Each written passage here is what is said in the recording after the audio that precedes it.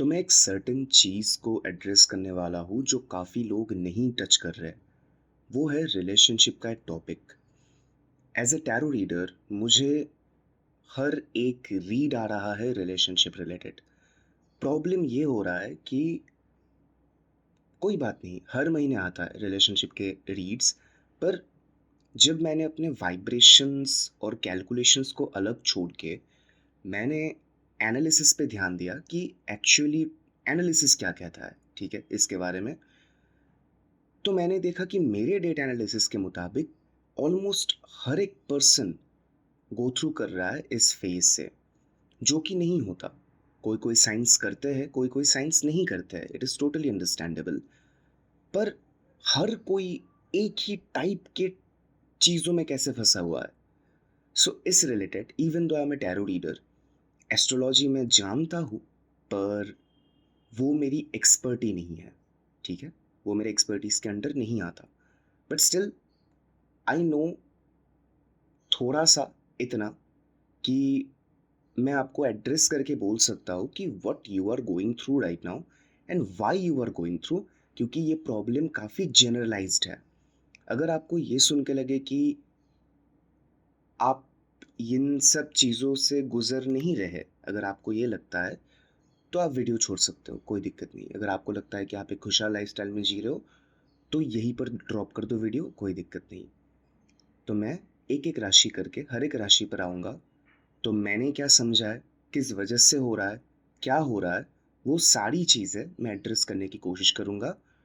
बने रहिए मेरे साथ। और अगर वीडियो रिलेटेबल लगे, लाइक करके बोल देना कहाँ रिलेटेबल लग रही है, और सब्सक्राइब कर लेना। क्योंकि बोल सकते हो, more than a divine person or someone aligned with divine, I am more of an analyst.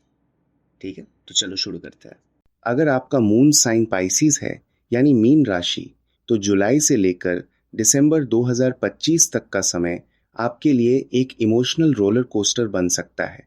ये वीडियो स्पेशली उन लोगों के लिए है जो प्यार को सिर्फ इमोशन नहीं, एक स्पिरिचुअल कनेक्शन के रूप में देखते हैं। आपका दिल बहुत बड़ा होता है, लेकिन इस बार सैटर्न और नेपट्यून दोनों आपको सिखा रहे हैं कि हर कनेक्शन डिवाइन नहीं होता, कुछ बस इल्यूजन भी हो सकते हैं। और इस बार की इमोशनल ग्रोथ सिर्फ हीलिंग का नहीं, सेल्फ अवेयरनेस का भी सफर है। जूली 2025, जुलाई के महीने में मर्क्यूरी रेट्रोग्रेड हो रहा है लियो में। आपको लग सकता है कि आप सब कुछ सही कर रहे हो, फिर भी सामने वाला कंफ्यूज है। आप किसी के लिए इमोशनली अवेलेबल हो, लेकिन वो या तो अनअवेलेबल है या फिर मिक्स्ड सिग्नल्स दे रहा है। मार्स भी इस वक्त वर्गो में है, जो कि पाइसिस के 7th हाउस ऑफ रिलेशनशिप्स को एक्टिवेट करता है। मतलब फाइट्स, मिसअंडरस्टैंडिंग्स या ओवर इमोशनल रिएक्शंस हो सकते हैं। लेकिन जुलाई का असली लेसन है, ओवर गिविंग से कनेक्शन नहीं बनता, क्लैरिटी से बनता है। जुलाई की एक और हिडन एनर्जी ये है कि आप अपने कंफर्ट जोन से निकलने लगते हो।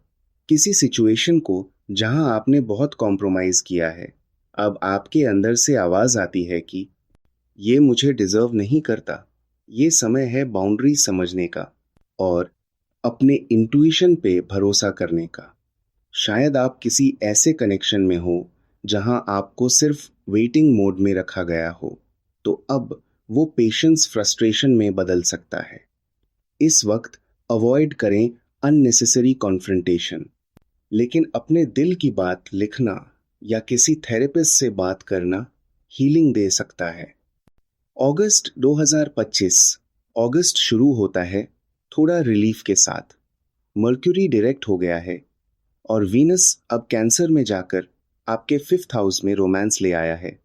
लव एनर्जी लाइट और प्लेफुल हो जाती है, लेकिन अब भी ट्रस्ट बिल्ड करना जरूरी है।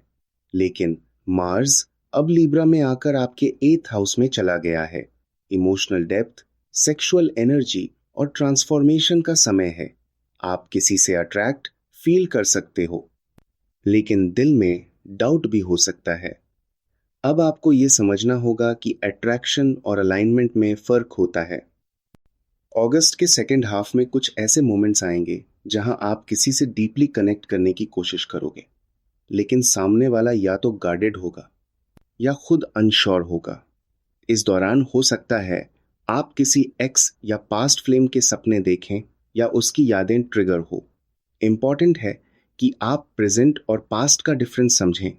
सिर्फ फेमिलियर होने की वजह से किसी चीज में वापस जाना सही नहीं होता। आपको ये भी रियलाइज होगा कि आप इमोशनली काफी मैच्योर हो गए हो।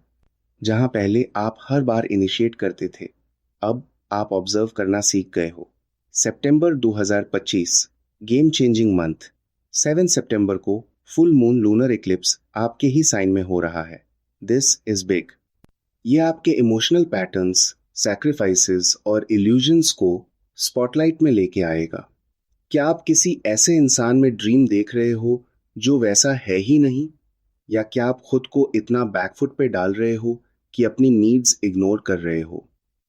सितंबर इज द टाइम जहां नेपट्यून भी आपके साइन में रेट्रो में वापस आता है। मतलब इनर इल्यूजन्स ब्रेक हो सकते हैं। ये समय रिफ्लेक्टिव और इंटेंस होगा। हो सकता है आप अपने पास्ट डिसीजंस पे क्वेश्चन करें, गिल्ट फील करें, या कोई अनफिनिश्ड कॉन्वर्सेशन के बारे में सोच रहे हो। आपके लिए ये इमोशनल क्लेंजिंग का वक्त है। लोगों के ट्रू कलर्स दिख सकते हैं, या आप खुद किसी कनेक्शन को रीडिफाइन करने का डिसीजन ले सकते हो। इक्लिप्स का इफेक्ट होता है, ये या तो किसी चीज का एंड लाता है या एक नया स्टार्ट करता है। पाइसीज मून होने के नाते आप नेचुरली आइडियलिस्ट होते हो, लेकिन सितंबर 2025 आपको रियलिस्ट बनने की तरफ पुश करेगा। एक बड़ा मोमेंट ये होगा जब आप अपने दिल की सबसे गहरी बात किसी से कहना चाहेंगे, लेकिन डिसाइड आपको करना होगा कि वो इंसान इस सच को सुनने लायक है या नहीं। अक्टूबर 2025। अक्टूबर में एरीज में लूनर एक्लिप्स हो रहा है, जो आपके second house of self worth को एक्टिवेट करता है। आप फाइनली कह पाओगे, मुझे इमोशनल बेगर्स नहीं चाहिए, मुझे इक्वल एफर्ट चाहिए। ये मंथ आपको अपने वैल्यू का एहसास दिलाएगा। सैटर्न भी पाइसीज में रेट्रो है, और नेपट्यून भी। दोनों मिलकर आपके दिल से बोल रहे हैं, अब सपने से जागो। इस वक्त आप किसी के लिए इमोशनल कुशन बनने से मना कर दोगे। आप रियलाइज करोगे कि इमोशनल अवेलेबिलिटी तब मीनिंगफुल होती है जब सामने वाला उसका रिस्पेक्ट करता हो। अगर कोई आपकी एम्पैथी को लेवरेज करता है या आपके काइंडनेस का फायदा उठाता है, अक्टूबर में आप उस लूप से बाहर निकल जाओगे। फाइनेंशियल या फैमिली मैटर्स भी कुछ लव डिसीजंस पे इफेक्ट डाल सकते हैं। शायद आप किसी ऐसे इंसान से इमोशनली जुड़ गए हो जिसे आपकी फैमिली एक्सेप्ट नहीं करती, या वाइस वर्सा। तो अब आपको डिसाइड करना होगा, क्या आप इमोशंस के लिए प्रैक्टिकल कंफर्ट सैक्रिफाइस करोगे या नहीं। नवंबर 2025। शानी अब 27 नवंबर को डायरेक्ट हो रहा है और मर्क्यूरी फिर से रेट्रो जा रहा है। नवंबर ऐसा लग सकता है जैसे दिल और दिमाग के बीच वॉर चल रही हो। कहीं पुराने लवर्स वापस आएंगे, लेकिन अब आप वो पाइसीज नहीं हो जो सारी जिम्मेदारी खुद उठा ले। अब आप अपनी बाउंड्री सेट कर पाओगे। इस मंथ का सबसे पावरफुल मोमेंट हो सकता है जब आप किसी से क्लियर क्लोजर या क्लैरिटी मांगे, या फिर आप साइलेंटली किसी चैप्टर को क्लोज कर दें बिना एक्सप्लेनेशन के। जुपिटर अभी भी कैंसर में रेट्रो है, तो फैमिली और इमोशनल कंफर्ट पर फोकस रहेगा। आप चाहोगे कोई ऐसा हो जो सिर्फ प्यार नहीं, इमोशनल सेफ्टी भी दे। इस दौरान कोई नया प्रपोजल भी आ सकता है, लेकिन आपका इनर फिल्टर स्ट्रांग हो गया है। आप इमोशनल ही सही, लेकिन अब हर प्यार को सेक्रेड नहीं मानते।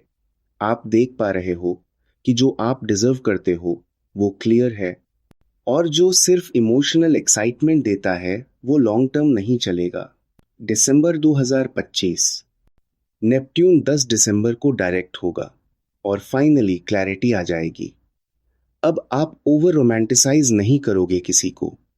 मार्स अब कैप्रिकॉन में है, जो कि आपके 11th हाउस को एक्टिवेट करता है। आप न्यू गोल्स सेट करोगे और ऐसे लोगों की तरफ अट्रैक्ट होंगे जो मैच्योर हैं, ग्राउंडेड हैं। वीनस भी मिड दिसंबर के बाद स्कॉर्पियो में आएगा, so love will be deep, loyal और थोड़ा इंटेंस। अब आप बस ड्रीमी रोमांस नहीं, रियल कनेक्शन चाहोगे। आप फील करोगे कि अब आप अपने पास्ट वर्जन से काफी इवॉल्व हो गए हो। आप किसी से प्यार करने से पहले ये देखते हो कि वो आपको इमोशनली सेफ फील कराता है या नहीं। आप समझ गए हो कि हर फैंटेसी कंप्लीट नहीं होती, और कोई बात नहीं, क्योंकि रियल प्यार फैंटेसी से ज्यादा ग्राउंडिंग देता है।